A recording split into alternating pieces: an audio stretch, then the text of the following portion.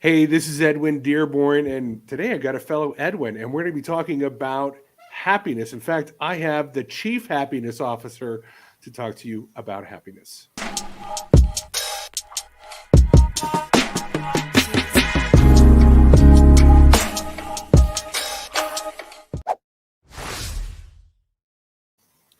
Hey, this is Edwin Dearborn, and I got another fellow Edwin here, Edwin Edebiri, the Chief Happiness Officer. Thank you so much for being on my show.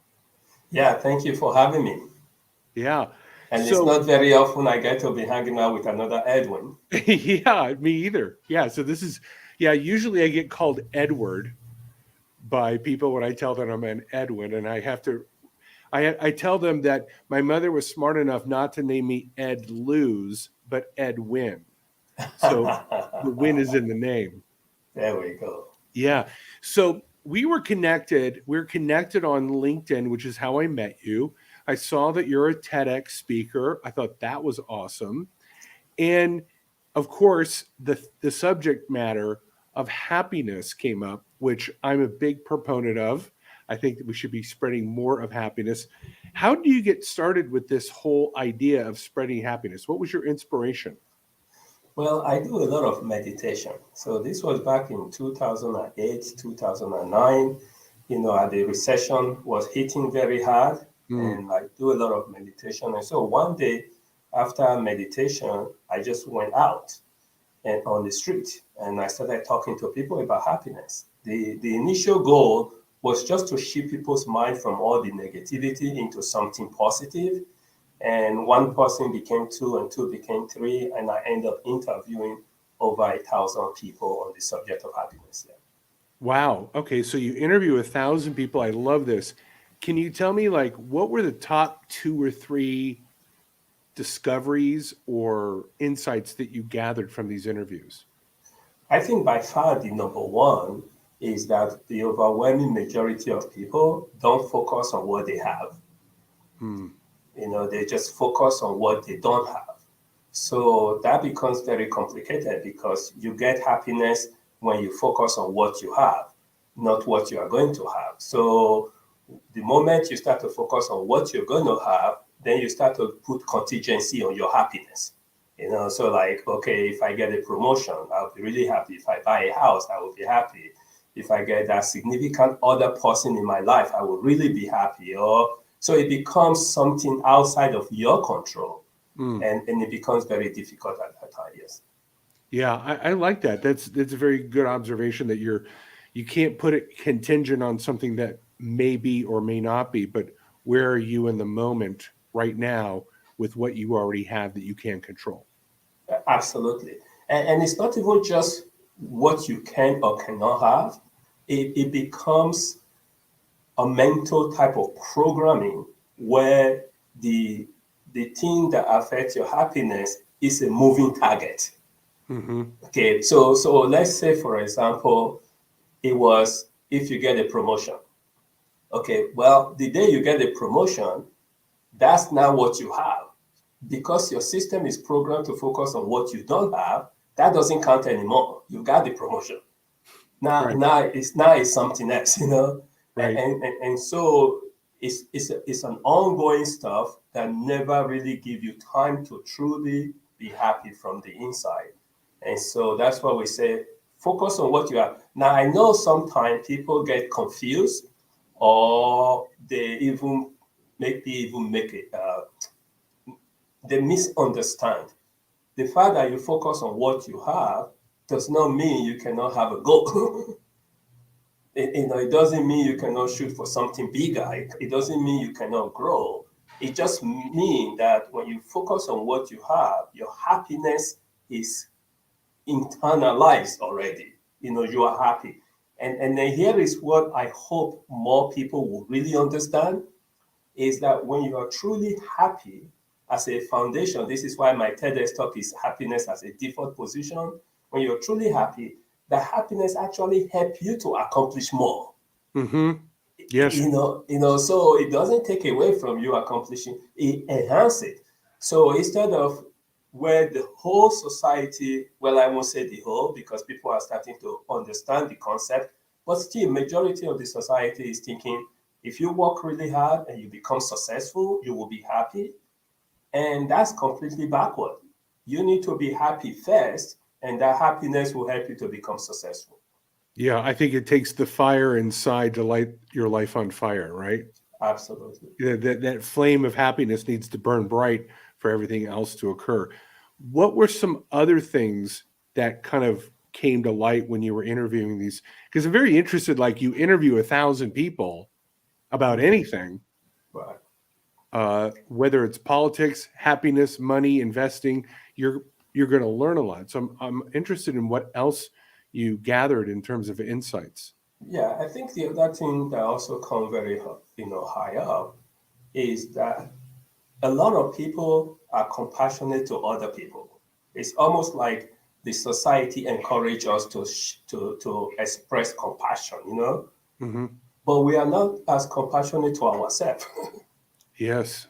Okay, so you see somebody will make their best friend will make a mistake, and they will be encouraging that best friend, hey, don't worry about it, you are better than that, you're gonna make it, it's gonna be great.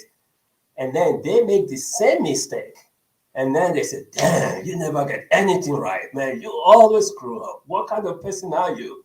And so they are harder on themselves than they are on their best friend. So I always encourage people, just flip the switch, treat yourself like you would treat your best friend in that same situation.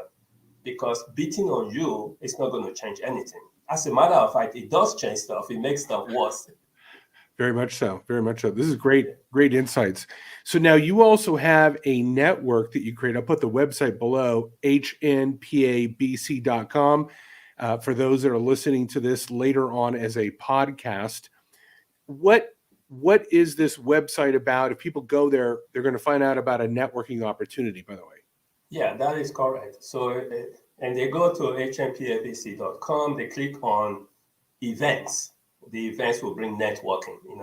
Okay. And it's the main focus. What happened again, it was like back in around March of 2020, just as the pandemic was being announced.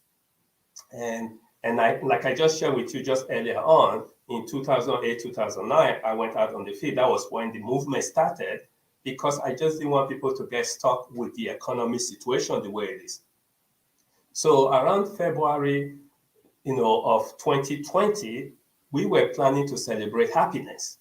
This is something we've done every year since 2014, because Nice. I actually hosted the Global Happiness Summit in 2010, and it helped support the movement that allowed the United Nations to make March 20th International Day of Happiness. So I was very fond of celebrating International Day of Happiness.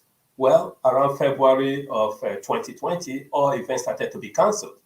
So we had to make up our mind that we are not going to allow the pandemic to stop us from celebrating happiness. Yes. And so we quickly moved the event that was planned online. So on March 20th of 2020, we did our very first online event, and it was a great success. It was supposed to be an annual event, okay? But it was so successful, people were like, hey, can we do this next week? Can we do it? And I'm like, no, this is once a year. They say, no, everybody's isolated at home. We don't know what we're going to do. So we end up doing it the following week, and then the following week, and then one event a week became now 65 plus events every single week, just to support businesses so that they can continue to find ways to collaborate, to grow themselves, and support each other. That's beautiful. And is there a membership fee to belonging to this organization? The online event itself is completely free. Okay. Now, this is a situation. So the International Day of Happiness was being done free because of the pandemic. Mm-hmm. And then somebody asked me and said, okay, this is free now. Is it always going to be free? And I opened my big mouth and I said, yes. But I didn't have no clue what I was getting myself into.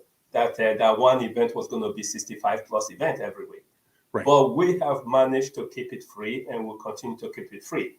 Now, there are other options where people could become a verified happy businesses, which there is some fee involved in that. Yeah, but as far as the online networking, it has been free since 2020, and it will continue to be free forever. That's awesome. Thank you so much for that. I think that's a great contribution to the the prosperity of the planet, and helping people also connect with other individuals who have happiness as an aspiration and as a lifestyle. Yes. So you as a business person, you're building this incredible network. How does it funnel to you as a business? How are you, because I know a lot of people out there that would like to build a networking group of some sort. How for you does it monetize? If somebody would say, hey, I want to partner with you, or I'd like to do something similar, how does this networking become a business model for you? So there's different levels of that. The first and the simplest level is any business that decide to become a verified happy business with us. And there are two levels of that. We have a basic and we have a premium level. And essentially, it allows you to have your whole business listed in our platform. Okay. So you could just come and network with us and leave, and that's fine.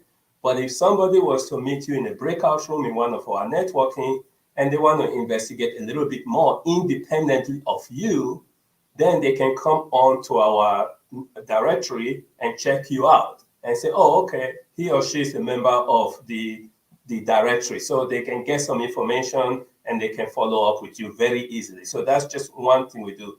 And then in addition to that, we also provide master classes to train people on how to get more.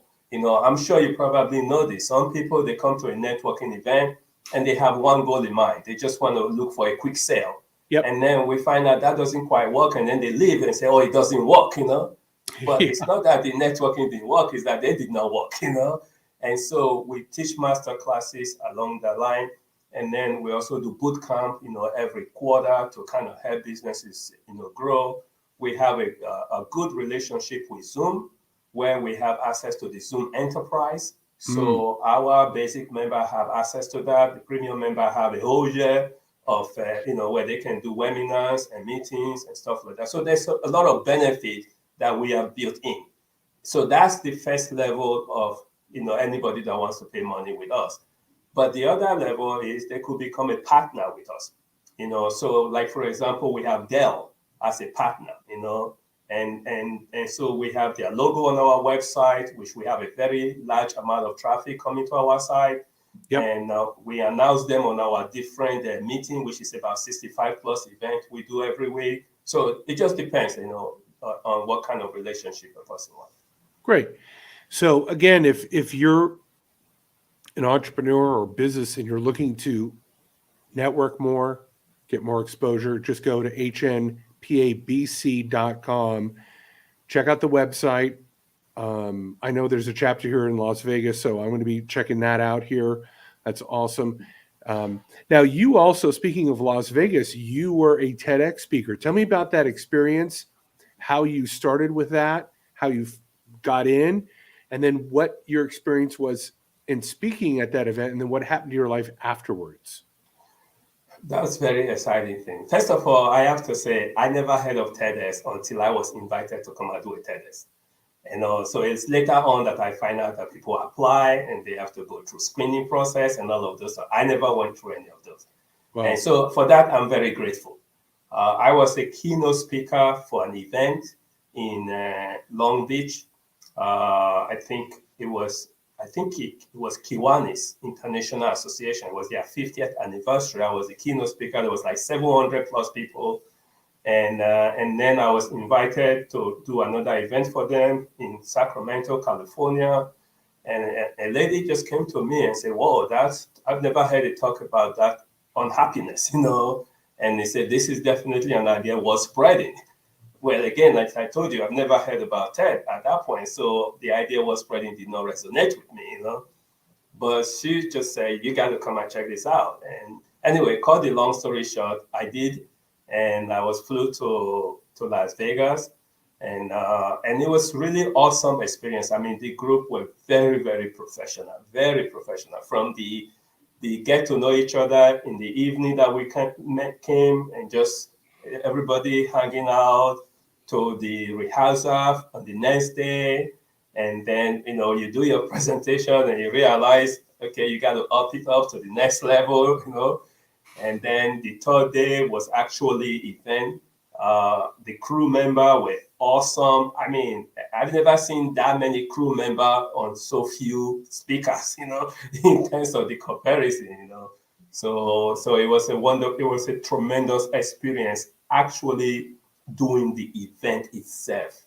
Now, after the event, I think what it did, it just took my business as far as my speaking career to a whole new level, because people before then couldn't really wrap their head around the whole concept of happiness, because I was trying to pioneer something that was very, very new concept.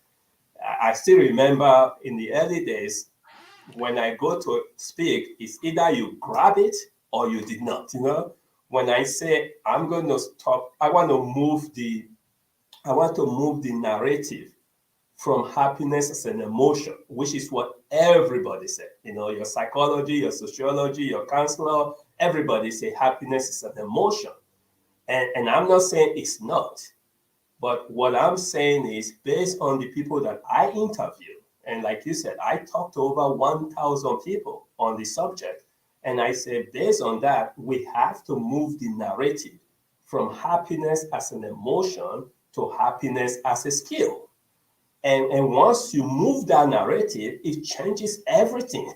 When we look at happiness as an emotion, we are totally powerless.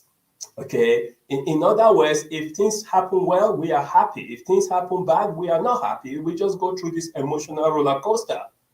But the moment you move happiness as a skill, you are empowered. It doesn't matter what's going on in your life. In the back of your head, wow, if I can learn a thing or two, I can change this.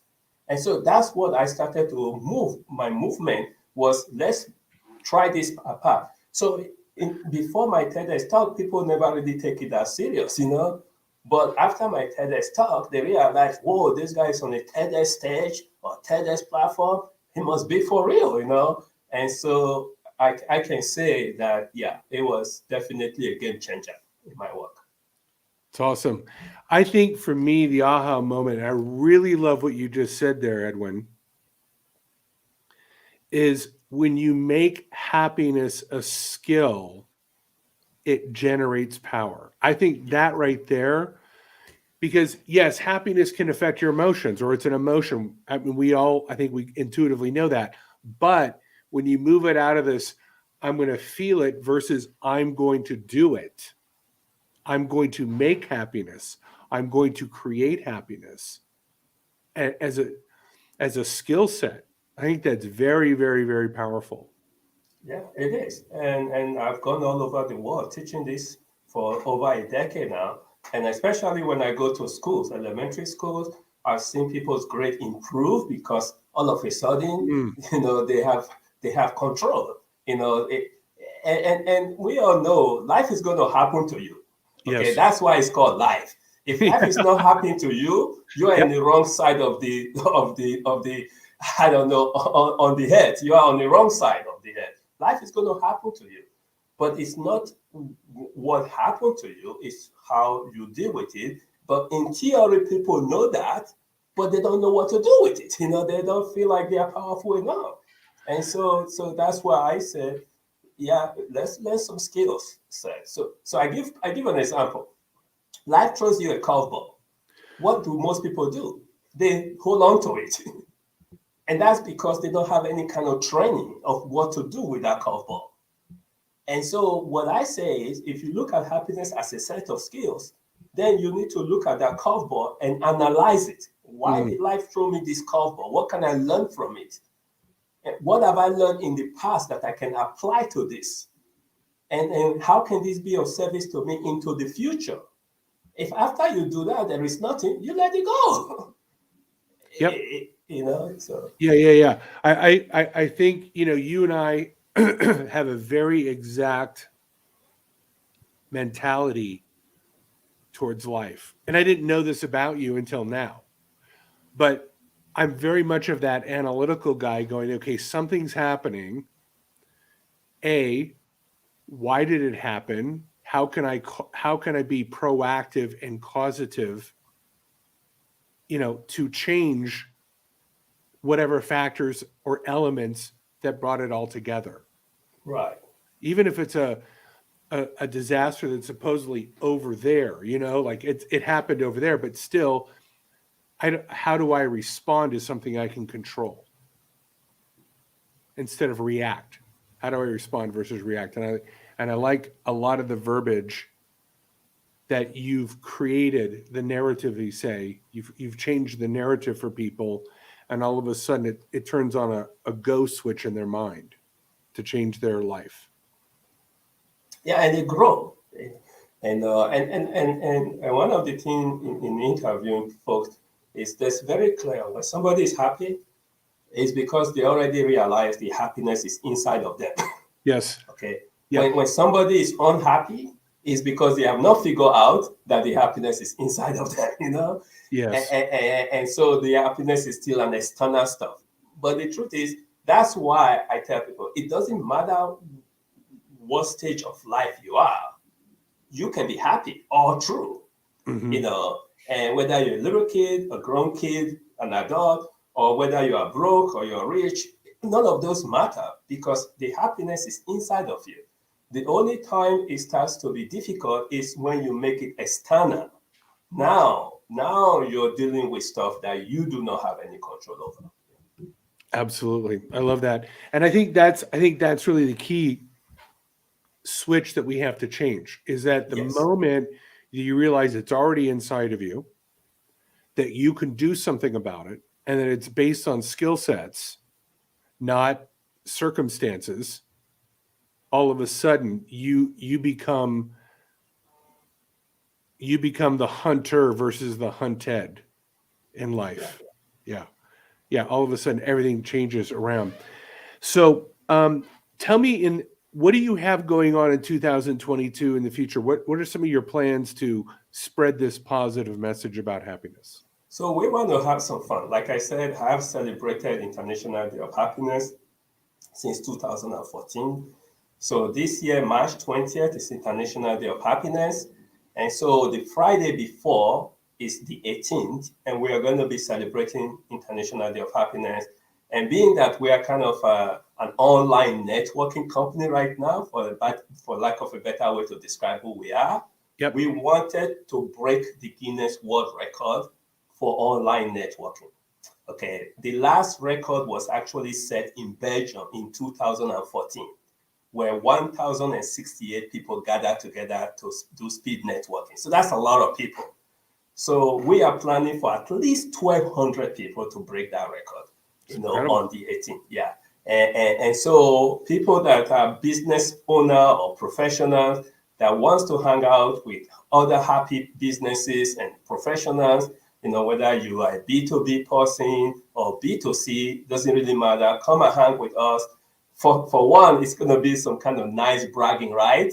To say, hey, I was there when the new record was set or when we broke that record.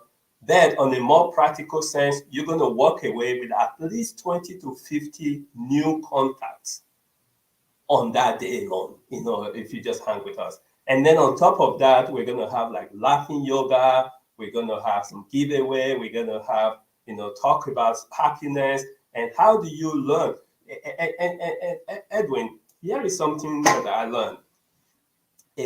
Once people know I'm the chief happiness officer, they always come to me and say, you know what, Edwin, I'm happy most of the time, And it sounds very good, okay? But the truth is, there is some problem with that. And that is, why do you have to be happy most of the time? Why can't you be happy all of the time? Okay? Because the time that you are happy is not what you should watch out for. It's that small time when you are not happy. It's that small time that screw up everything, So that's where you need to pay attention to. And that's where happiness as a skill kick in.